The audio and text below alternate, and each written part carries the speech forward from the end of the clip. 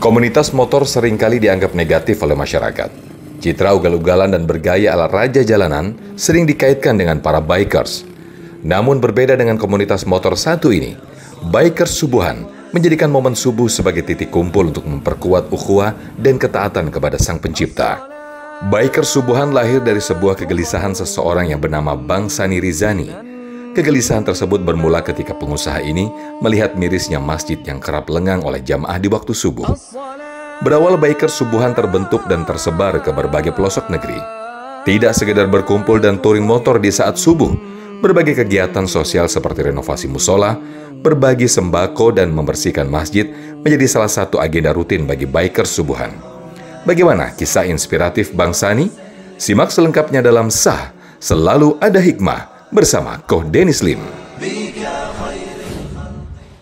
Sah, selalu ada hikmah. Bismillahirrahmanirrahim. Assalamualaikum warahmatullahi wabarakatuh. Waalaikumsalam. Alhamdulillah, segala pujiannya kepada Allah. Kita bersyukur hari ini masih bisa bertemu dengan orang-orang hebat, ngambil hikmah sebanyak-banyaknya dari beliau-beliau. Seperti hari ini tokoh luar biasa yang kalau di luar kan biasanya komunitas sepeda motor itu kadang suka dianggapnya huru-hara, bahkan juga meresahkan. Tapi kalau ini menimbulkan kesan religius. Beda banget sama yang mungkin ya oknum-oknum yang di luar sana. Ini malah memakmurkan masjid, ngajak orang-orang untuk sholat di masjid, bahkan keliling touring ke berbagai masjid di pelosok Nusantara. Penasaran dengan kisahnya? Kita langsung tanya aja ya, langsung kepada beliau. Assalamualaikum Ustaz. Waalaikumsalam. Saya panggilnya Ustaz Sani. Cerah. Sani saja. Alhamdulillah. Bikers Subuhan ya, nama komunitas atau udah jadi lembaga yayasan? Enggak juga. Di bawah komunitasnya lagi. Apa berarti? Enggak ada nama. Hanya 4 jam durasi 1 minggu. Masya Allah. Jadi hanya 4 jam, jadi kita nggak bisa disebut ini organisasi. Hanya seperti halnya orang ke masjid saja. Masya Allah. Tapi jadi sebuah gerakan lah ya. Ya. Bikers Subuhan. Ya. Kenapa kenapa dikasih namanya Bikers Subuhan? Karena selalu pas subuh atau gimana? Ya karena kita, kalau orang bilang hebat mengamalkan sholat subuh itu sulit daripada sholat yang lain, nggak juga. Karena kan bikers ini belum tidur subuhnya. Oh, justru sekalian ya? Pilihannya daripada keterusan nggak sholat subuh, sebelum begadangan, habis nongkrong di tongkrongan gitu, sholat dulu aja. Jadi asal mulanya ini awalnya nongkrong biasa sampai malam menjelang pagi, ya. Akhirnya sholat siapa dulu tuh yang mulai ide duluan untuk akhirnya mulai ngadain kesubuhan? Saya dengan beberapa teman-teman, kami yang memulai pertama itu 23 orang. Kami tidak bilang ini adalah founder, tapi kami dipilih Allah untuk menjadi yang pertama. Maka kami sebutnya awalun. Karena kami nggak punya kebiasaan apa-apa, Allah yang punya bisa, maka kami tidak bilang kami pendiri. Kami yang melahirkan, kami bukan bidan, kami bukan pencipta. Dari situlah. Dan dimulainya di yang itu ya, di Bandar Lampung? Iya, 23 Februari 2017, alhamdulillah. Dari 2017. Ahad kemarin kita yang ke-8 tahun sudah. Sudah ke-8.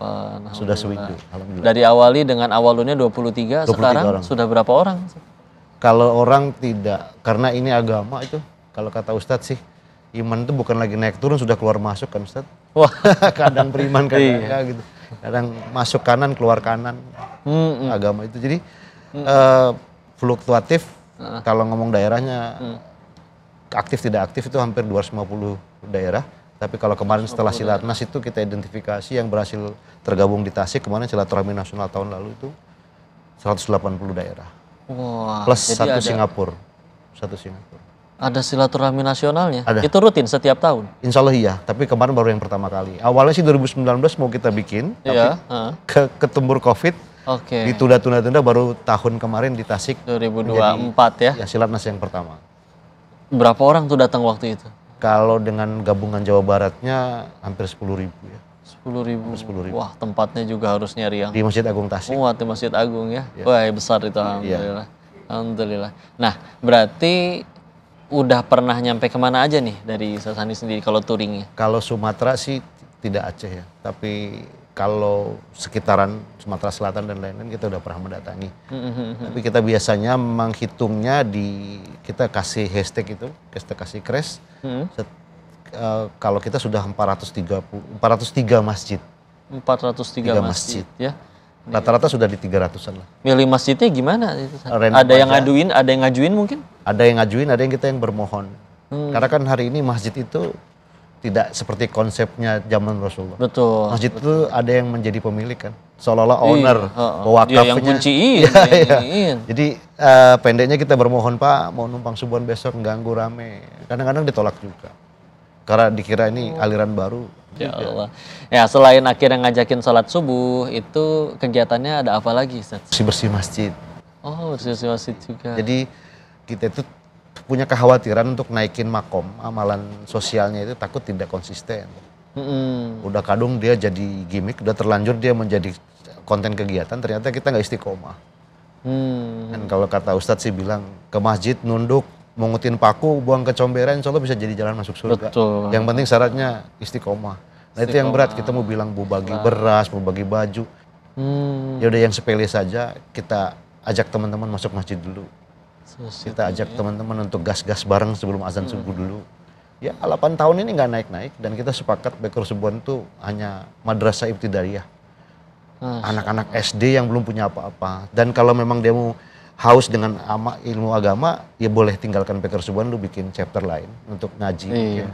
Kalau Sama sekali nggak ada harus ngikut terjanji. karena kalau Baikur Subuhannya dinaikin kelas, apa yang terjadi dengan sekolah SD yang begitu orang mau sekolah sudah jadi SMP. Orang nggak sekolah SD lagi. Biarkanlah ini menjadi sebuah bangunan sekolah untuk masuk menjadi pertama kali dia sekolah. Kalau dia mau naik kelas silahkan aja. Masya Allah. Boleh meninggalkan kita enggak apa-apa. Kalau udah mau naik makom boleh. Masya Allah. Berarti rangkaian kegiatannya itu mungkin mulai dari berapa? Dari jam 3 gitu? Jam 3 kita Keliling dulu. checkpoint seperti halnya anak-anak mau gas-gas bareng dulu.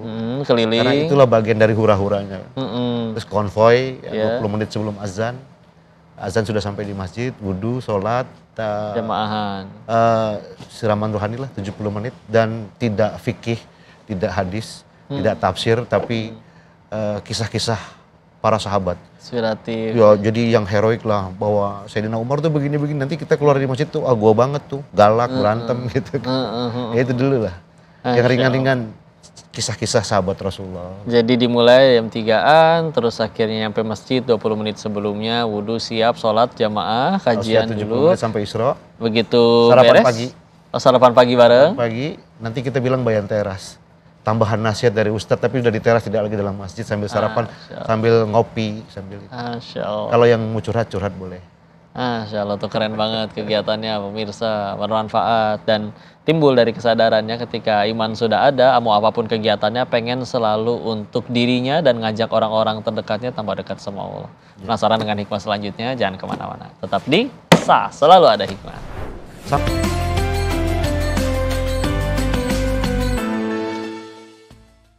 Sah, selalu ada hikmah. Kita balik lagi ngobrol sama Ustadz Sani, ambil hikmah sebanyak-banyaknya dengan pertanyaan-pertanyaan dari kita ya.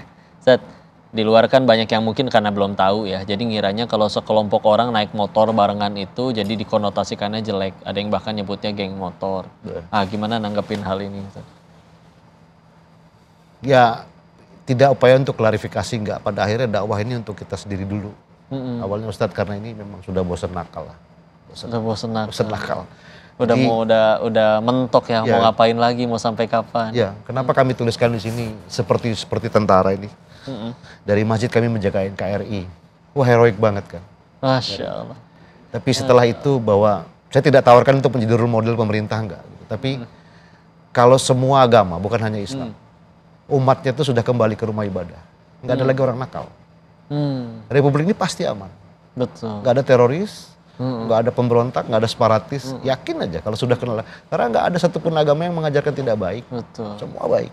Soal benar, ya itu keyakinan masing-masing. Mereka juga nggak akan nyolongin duit rakyat Nggak terus. bakal, nggak mungkin tokoh agamanya mengajarkan nakal. Iya, Maka pasti Republik ini terjaga. Maka kami berani mencantumkan dari masjid kami menjaga NKRI. Kami ini pejuang juga. Masya Allah. Nah dari situ nanti pada akhirnya masyarakat tahu ternyata anak motor ini nggak juga nakal. Gitu. Iya, Jadi nggak perlu kita ceritakan bahwa kami nggak nakal lagi, nggak lah. Iya. Jadi kata guru saya itu, kalau kamu mau menghentikan kenakalan kekacauan di negeri ini, kamu berdiri di depan cermin dan kamu berniatlah untuk saya tidak nakal. Kalau semua orang di dunia ini menyatakan diri di depan cermin itu tidak nakal, maka nggak ada kenakalan lagi. Dan itu perlu kejujuran ke diri sendiri ya. Karena Jadi kadang ada orang yang nggak berani maksiat tuh gara-gara ya tadi udah gitu. Kalau aku ngelanggar berarti aku ingkar janji ke diri sendiri dong. Aku munafik dong. Wah, aku nggak mau jadi orang munafik. Akhirnya dia berhenti. Jadi karena pengalaman saya kan dari kecil tuh sama ibu itu saya tidak pernah disuruh untuk sekolah pintar. Oke. Ibu saya suruh sekolah benar. Kalau saya pamitan sekolah, kamu sekolah yang benar ya. Maksudnya kalau orang ujian, kalau orang dapat ijazah, kalau orang lulus, kamu lulus. Dia nggak tekankan nilai, enggak. Oh, nggak harus ranking, nggak harus juara. Terus Ya. dia bilang, saya nggak penting kamu apapun, yang penting kamu sholat. Jangan tinggalkan sholat, nak. Kata. Jadi ternyata orang tua itu tidak perlu oleh-oleh yang begitu banyak kalau kita udah sukses di perantauan. Dia lihat kita sholat aja. Itu lebih dari berkilo-kilo emas, ketenangan hatinya. Kenapa? Dia sudah sore, sudah menjelang ajal. Dia takut dengan siksa kubur yang anak-anaknya tidak soleh, tidak soleha. Dia paling takut itu, dia nggak perlu pemberian apapun. Dia nggak perlu oleh-oleh makanan enak, nggak penting. Dia saksikan kita berwudu dan sholat tuh, wah, kita yang sudah punya anak, lihat anak kita sholat tidak disuruh itu, rasanya gimana? Masya Allah. Anak kita, kemana kamu ngaji pak gitu? Wah rasanya udah Wah. lebih dari segalanya lah. Iya. Saya sering bilang sama teman-teman, Iya. saya tidak mengajak kalian untuk baik, cuman berhenti untuk mendakwahkan kemaksiatan. Karena tidak ada orang tua kita yang, terutama anak teman-teman bikers yang sudah tua seperti saya lah. Nggak ada yang anaknya rela mengetuk pintu, setelah pintu terbuka jatuh dalam keadaan mabuk, itu nggak ada yang ikhlas. Pasti pedih hatinya. Nah dimulai dari kita lah. Kalau masih mau nakal, jangan dipublis lah kenakalannya. Iya kan? Kalau masih mau mabuk, jangan ditampilkan lah kemabukannya. Maksiat itu harus disimpan. Iya. Karena itu aib. Iya. Kenapa? Tanpa itu pun selalu Allah tutupi ya. Iya. Kenapa? Karena nanti kalau dia dikabarkan, didakwahkan, sampailah ke anak kita meniru, dan itu adalah kepahitan yang luar biasa. Anak kita pulang dalam keadaan mabuk. Nggak ada orang tua yang mau ikhlas. Nggak ada yang siap, nggak ada. Begitu kita buka pintu, dia jatuh dalam keadaan mabuk. Wah itu hancur dunia. Hancur. Senakal-nakal ayahnya nggak mungkin rela. Anaknya nakal. Nah sebelum itu terjadi, ya kita proteksi lah. Kita bangun suasana. Kan Ustadz Lim mengajarkan, suasana itu milik Allah. Kebahagiaan nggak bisa dibeli. Rumah itu kita taat, Allah bikin suasananya baik. Kalau rumah itu menjadi panas, cek aja. Lu deket nggak sama Allah? Betul. Kalau kita dekat, Allah akan suasanakan rumah itu jadi indah. Dan Rasulullah bilang, baiti janati, yang rumahnya sekecil itu. Iya. Tapi dia bilang itu surga dia gitu. Masya. Rumah kita gede kok panas. Rumah kita mewah kok panas. Gitu. Teguran. Istri kita cantik kok kita nggak pengen pulang. Gitu. Kenapa? Iya, betul. Rumah seperti neraka. Karena nggak ada Kita sendiri yang nggak dihidup membuat amal surga agama itu. Ustaz.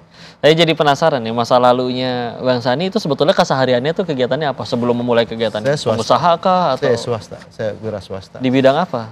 Dulu saya Kalau boleh rekanan tahu. dan berdagang. Ustaz. Oh, sampai sekarang kah masih? Udah pilih-pilih Ustaz. Pilih. Jadi saya bilang sama teman-teman, kalau kamu ngeliat temanmu hijrah lalu dia dalam keadaan tidak punya uang, jangan kamu hina. Karena dia sudah bisa pilih uang. Tidak sembarang uang. Iya. Jadi kalau kita orang hijrah itu miskin atau dia fafa, dia nggak punya uang, jangan diejek. Dia bukan nggak tahu cari uang, dia sudah pilih uang. Iya. Kalau dia nggak pilih uang, uangnya banyak. Iya, kalau dia udah nggak peduli, udah sikat aja semua Jadi yang kalau ada orang hijrah itu dia minta bantu sama kita, dia pilih kita untuk menjadi wasilah ngebantu dia dari Allah, bantu. Kenapa? Dia pengen yang halal Ustaz. Kalau dia masih campurin uang dia pasti banyak Ustaz. Pasti banyak. Jadi kalau orang hijrah uangnya terbatas, yakinlah dia pasti pilih duit. Dia nggak sembarang duit. Betul banget ya. Betul banget ya. Ya kadang iya itu dia ya. Tipe daya syaitan gitu. Setiap kali ada teman yang hijrah, udah gitu kesulitan yang ada malah bilang, "Tuh, bodoh sih kamu, malah ninggalin jabatan kamu yang di situ." Oh enggak, betul juga. Kalau Dia misalkan dia nggak pilih-pilih, udah lebih kaya dari kita, bisa jadi. Pasti Ustaz. Tapi akhirnya dia setan berani menawarkan ninggalin yang lain. itu untuk Allah ya. Iya. Nah, kan itu nggak semua orang berani. Maka jangan yang apalagi yang hinanya yang nggak berani ninggalin sesuatu demi Allah, dia malah ninggalin Allah demi sesuatu, Aduh. ngehina yang ninggalin sesuatu demi Allah lagi itu nggak layak sebetulnya ya. Masya Allah. Penasaran dengan bahasan selanjutnya? Izin kita akan lanjutkan lagi, tapi jangan kemana-mana, tetap di Selalu Ada Hikmah. Selalu Ada Hikmah. Kita ngobrol lagi, kalau penasaran tentang bagaimana biker subuhan ini bisa berkembang ya. Kita minta ceritakan juga, dan juga kok penasaran nih, karena beliau dipanggilnya ini Panglima Biker Subuhan. Jadi penasaran juga. Berlebihan. Tadi gimana Ustaz? Yang mau diceritakan terkait bagaimana bisa berkembang itu? Nggak ada, sebenarnya biker subuhan ini dimulai dari kerisauan hati Ustaz. Kami tua, rumah kami dekat dengan masjid, tapi kami tidak kenal masjid. Kalau saya sendiri pengalamannya, saya tidak pernah bisa tidur bermalam-malam. Yang saya pikirkan adalah kalau saya terpejam saya mati. Sampailah ke sana saya. Terus sampai di titik itu. Iya, akhirnya mau ngapain sih udah jam 3 subuh ini, keluar ke masjid gitu. Sampai waktunya 3:30 saya keluar masjid, saya buka pintu gerbang, ada orang buta pakai tongkat. Dan saya nggak kenal di kampung saya itu dia itu siapa. Ternyata dia muazin subuh, Ustaz. Orang buta sampai situ. Saya terpukul, Ustaz. Ya. Ini orang buta sampai ke masjid dan dia muazin. Gitu. Ya, berarti harus datangnya jauh lebih awal daripada yang lain berarti. Terus kita ini siapa gitu kan. Tapi itu tadilah pintu masuk hijrah di mana kalau bukan sholat. Kalau ngomong sholat, Quran hadis ada ulama, ada dawam, ada sepakat, ada fatwa, pakailah semua itu kan. Kami nggak punya apa-apa, bahkan satu ayat pun kami tidak bisa mendalilkan. Karena kami sadar kami bukan siapa-siapa. Tapi gabung dulu aja lah. Gabung disebut tuh nikmat. Gitu kan. Nah, analogi saya adalah biker subuh ini seperti detak jantung. Selagi dia berdetak dengan baik, biarkan saja yang punya kuasa untuk mengembangkan, menjalankan dia. Mau kemanapun orang kesan dengan biker subuh, mau tumbuh silakan, jangan kasih syarat. Yang penting sholat. Yang kedua, kalau dia bakal menimbulkan kemudaratan terhadap jantung kita, terhadap biker subuh, nah itu yang kita bersihin. Jangan makan yang berlemak. Iya. Kalau ada aliran yang sesat kita ingetin, jangan dong, lu jangan rusak ini. Gitu. Kalau kamu nggak mau berpindah menjadi baik, jangan ganggu kami lah. Jangan ngajak-ngajak yang nggak baik. Iya, jangan ngajak-ngajak yang baik. Tapi kalau kamu mau jadi baik silakan gabung, tapi kalau mau ganggu jangan. Nggak juga kita basmi, nggak juga. Karena ada aparat yang anti teroris, ada cegah teroris yang memang bertugas seperti itu. Nggak penting kita untuk memerangi. Kita tidak saling menghukumi dalam agama ini. Enggak. Jadi pernah sampai bentrok atau salah paham dengan komunitas motor lain gitu? Ada yang pecah, bahkan di kita pecah bahwa biker subuh ini orang-orang awam gitu lah, terus nggak punya kemajuan, nggak punya peningkatan lah. Ya Allah. Ya terus masa kami lebih hina dari pelacur yang dijanjikan Allah masuk surga? Masa kami lebih hina dari pengemis yang selalu menghina Rasulullah yang pada akhirnya bersahadat dia masuk surga? Jadi ada yang pernah nangis saat subuh itu. Jadi begitu ayat surat Ar-Rahman dibacakan sampai imam tuh, ini sepanjangan nangis gitu. Kok ada bunyi nangis nih? Gitu. Terus dia bilang, setelah sholat saya tanya, lu nangis lu? Iya, seumur umur gue baru masuk masjid ini. Tapi bukan gue nggak pernah sholat, tapi saya masuk masjid baru sekali ini, yang berjamaah subuh. Terus apa yang lu rasain? Apa yang kamu rasain gitu? Ternyata sahdu ya gitu. Ternyata ya biru ya gitu. Ternyata haru ya gitu. Ya kata anak sekarang kandung bawang lah. Subuh itu sedih lah. Ya Allah. Subuh itu sedih banget lah. Iya. Allah kasih semuanya, Ustaz. Kalau Allah katakan bahwa 2 rakaat sebelum sholat subuh itu lebih dari dunia besar isinya udah kasih ke kita. Allah kasih tuh. Lebih dari dunia besar. Allah. Itu wujud di dunia itu, Ustaz. Indah banget, Ustaz. Insya Allah. Minta ini, Ustaz, pesan dan harapan kepada semua yang nonton. Ajakan juga mungkin untuk yuk sama-sama jadi baik. Silakan disampaikan. Ya, saya berulang-ulang mengatakan dengan kawan-kawan, bahkan dengan diri saya sendiri bahwa anak motor itu pergi. Ya. Touring itu katanya jalan. Ya. Tapi sejatinya jalan itu bukan pergi menjauh, tapi adalah jalan menuju pulang. Karena nggak ada orang ngegas motor, anak motor tuh ngegas. Sejauh pun dia nggak pulang nggak mungkin. Dia pasti pulang. Nah pulangnya kita ini adalah semakin detik, semakin jam, semakin hari itu usia kita berkurang, bukan bertambah. Kalau kita mau pergi touring itu siap uang, siap baju, siap jas hujan dan lain-lain. Kita mau pergi ke alam lain, meninggalkan dunia ini, jauh harus lebih sempurna daripada bekal kita touring. Karena kubur adalah awal kita untuk menghadapi dunia lain daripada dunia fana ini. Jadi kematian itu membutuhkan bekal yang lebih banyak daripada kita touring. Masya Allah. Saya nggak mengatakan bahwa kamu atau saya, kita mengkaji diri sebanyak apa bekal yang sudah kita punya untuk menghadapi touring yang panjang banget itu. Masya Allah. Bukan touring seperti dari Lampung ke Bali. Masya Allah. Tidak ada akhir, dia punya awal, touring akhirat nggak punya akhir. Siksa itu nggak ada awal, dia nggak ada akhir. Pilihannya nikmat abadi atau siksa yang abadi. Nah, ya udah ngaca diri aja. Kita punya bekal apa? Masya Allah, terima kasih Ustaz. Alhamdulillah, ini juga jadi pengingat bagi teman-teman ya. Apapun masa lalu kalian, ketika akhirnya kalian udah memilih untuk mau berhenti dan jadi baik, kalian hebat. Kalau ada yang mencaci menghina, so alim lu, so soleh, jawab aja. Ngaji, sholat bukan tanda orang alim, tapi tanda pengen jadi alim. Baru juga pengen. Berhasil kan? Nggak tahu. Allah tolong ya jadi, Allah nggak tolong ya nggak jadi.